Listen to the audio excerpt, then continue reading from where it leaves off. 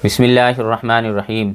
दोस्तों, कभी कभी किसी बीमारी की वजह से, किसी दिक्कत की वजह से, किसी परेशानी की वजह से मुर्दे का चेहरा मरते वक्त थोड़ा सा बदल जाता है, या कालापन पे हो जाता है, या कभी कभी थोड़ा सा बिगड़ जाता है। तो दोस्तों, जो लोग उसको देखने जाते हैं फिर वो तरह तरह की बातें करते हैं। वो ये कहते हैं कि जो उसका चेहरा बदल गया या काला हो गया या बिगड़ गया, तो दिल के अंदर ये बात लाते हैं कि वो आदमी गुनहगार होगा।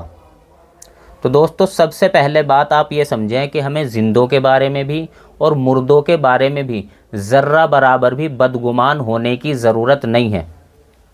दोस्तों, ये ज़ाहिरी बात है, इस पर फैसला नहीं होगा कि ये आदमी अच्छा है या बुरा है। और दोस्तों, हमें वहाँ जाकर अच्छी बात कहनी है, सच्ची बात कहनी है, और बुरी बात से, नागवार बात से अपने मुंह पर ताला लगा लेना है। अगर कोई भी नागवार बात हम वहाँ देखें तो उसके बाद, देखने के बाद अपने मुंह पर ताला लगा लें, किसी से ज़िक्र ही ना करें। हाँ, अच्छी बात देखी है तो आप उसका ज़िक्र कर सकते हैं, और सच्ची बात वहाँ जाकर करें। अपनी बीवी को समझा कर ले जाएं कि तुम्हें वहाँ पर झूठी तारीफ़ात नहीं करनी है। बहुत सारी औरतें ऐसी हैं कि वहाँ जाकर झूठी झूठी तारीफ़ात करती हैं मुर्दे की, कि इन्होंने फ़ला वक्त में मेरे साथ ऐसा किया, ये अच्छी थी और ये बहुत बढ़िया थी, मेरा ख्याल रखती थी। तो उसे बताना है कि तुम्हें सच्ची बात कहनी है, झूठी बात से अपने मुंह पर ताला लगाना है। इसी तरीके से बीवी को ये समझा कर ले जाएं कि तुम्हें वहाँ जाकर उनके गम को हल्का करना है, गम को हल्का करने वाली बात कहनी है। दोस्तों, बहुत सारी औरतें वहाँ जाती हैं और पुरानी पुरानी बातें निकाल निकाल कर और उनके घर वालों को रुलाती हैं। तो ये बात भी मर्द हजरात अपनी बीवी को समझा कर ले जाएं।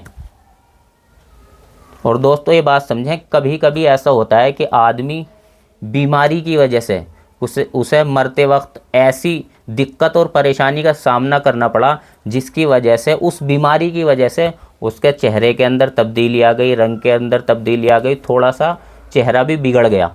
ऐसा भी होता है। इसी तरीके से बहुत आदमी दीनदार हैं और उसका एक्सीडेंट हो गया, तो बताओ एक्सीडेंट में उसके चेहरे का और हाथ पैर का हालात कैसे होंगे? बिल्कुल बदल जाएंगे। तो क्या आप ये कहेंगे कि आदमी गुनहगार है? इसी तरीके से कभी कभी आदमी का दम घुटकर इंतकाल हो जाता है। इसी तरीके से आप अंदाज़ा लगा लें कि कोई बच्चा छोटा है और वो जलकर मर गया, उसने तो गुनाह करा ही नहीं।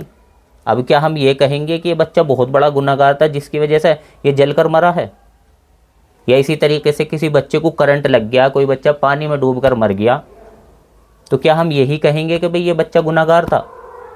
हमारा वहाँ पर वहमो गुमान ही नहीं जाता। हम तो ये समझते हैं कि इसी की मौत इस हालत में आई है, और जिसकी मौत इस बीमारी में या इस दिक्कत में या इस परेशानी में आती है उसके साथ ये हाल हो जाता है। और दोस्तों, ये बात भी समझते हैं कि जिसको तकलीफ़ ज़्यादा होगी मौत के वक्त, तो वो आदमी गुनहगार है। जिसको तकलीफ़ ना हो अच्छा आदमी है। हालांकि दोस्तों, हम जब सहाबा इकराम की ज़िंदगी के ऊपर गौर करेंगे तो सहाबा इकराम को फांसी भी दी गई है। इसी तरीके से सहाबा इकराम के टुकड़े टुकड़े भी किए गए हैं। इसी तरीके से सहाबा इकराम को खदकते हुए तेल के अंदर भी डाला गया है। तो दोस्तों, बताओ कितनी तकलीफ़ हुई होगी। तो दोस्तों, इन बातों का मैयत से कोई लेना देना नहीं है। हम ऐसी बातें, बिल्कुल नागवारी वाली बातें अपने मुंह पर होने से और निकलने से ताला लगाएं। इसी तरीके से बहुत सारे लोग इस बात को कहते हैं कि जी फ़ला का इंतकाल हो गया है और मेहमान आने थे, रास्ते में जाम लग गया, भाई यार ये आदमी बढ़िया नहीं है जिसकी वजह से इतने आदमी को दिक्कत हो रही है। मैयत उठा के ले जा रहे थे, रास्ते में बारिश होने लगी, बहुत तेज़ बारिश हो गई, तो कहेंगे भाई यार बता, इसे हम ले जा रहे थे और बारिश हो गई, पता नहीं कैसा आदमी है। और अगर उसे रख दिया और गर्मी का मौसम में फिर बारिश हो गई तो कहेंगे देखो कितना अच्छा आदमी, भाई बारिश हो गई। तो तरह तरह की बात लोगों ने निकाल रखी है। इसी तरीके से ये बात निकाल रखी है कि भाई हम उसे उठा रहे थे, चारपाई ले जा रहे थे, बहुत ज़्यादा वो भारी हो गया। तो दोस्तों, जब आदमी मरता है, जिंदे को आप उठा कर ले जाएंगे तो उसके अंदर सारी चीज़ रहती है इधर उधर होने की, लेकिन मुर्दा आदमी बिल्कुल हाथ पैर छोड़ देता है। तो जैसे ही आदमी हाथ पैर छोड़ देता है, वो बेबस हो जाता है, तो उसका वज़न आदमी को खुद ब खुद भारी लगने लगता है। जैसे आप जिंदे आदमी को उठाएंगे तो आपको इतना भारी नहीं लगेगा। लेकिन अगर उसी आदमी के बराबर के वज़न को उठाओगे, कोई बहुत बड़ा पत्थर पड़ा हो उसका वज़न का, तो आपको भारी लगेगा। तो दोस्तों इसी तरीके से जब आदमी मर जाता है तो वो बिल्कुल हाथ पैर उसके फैल जाते हैं और वो आदमी को हल्का फुल्का भारी लगता है ज़िंदे से ज़्यादा। तो ये बात भी लोगों ने फैला रखी है। इसी तरीके से बात फैला रखी है, भाई कफन लाए थे छोटा पड़ गया, कि इसका मतलब आदमी बढ़िया नहीं है।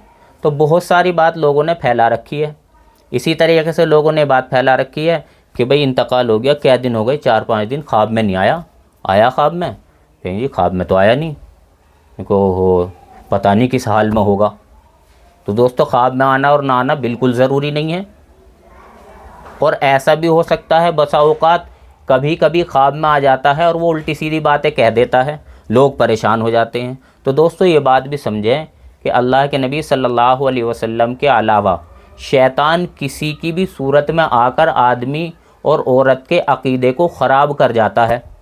तो इसलिए कभी अगर ख्वाब आ जाए तो अपने आलिम से जाकर पूछें, और अगर ख्वाब ना आए तो इस फिक्र में ना रहें कि भाई ख्वाब नहीं आया, ख्वाब नहीं आया, ख्वाब आएगा पता चलेगा अच्छा है बुरा है पता नहीं क्या हाल है। तो दोस्तों ये ऐसी बातें हैं जिनका शरीयत से लेना देना कुछ है नहीं, सिर्फ हमने ही अपनी तरफ से बना रखी है। तो दोस्तों अगर किसी की नागवारी वाली बात हम देखें मुर्दे के अंदर, तो हमें इस बात की बिल्कुल बिल्कुल इजाज़त नहीं है कि हम उसे लोगों में कहें या अपने दिल के अंदर इस बात को लाएं कि ये मुर्दा अच्छा नहीं है, तभी इसके साथ ऐसा मामला हुआ है। हाँ, अच्छी बात को हम दूसरे लोगों से कह सकते हैं, लेकिन बदगुमानी ना जिंदों की करें ना मुर्दों की करें, और नागवारी वाली बात ना जिंदों की फैलाएं और ना मुर्दों की फैलाएं, और नागवारी वाली बात ना अपने दिल में लाएं और ना दूसरों को इसका बताएं। अल्लाह ताला सही समझ की तौफीक नसीब फरमाए। व आखिरु दावाना अनिल हम्दुलिल्लाहि रब्बिल आलमीन।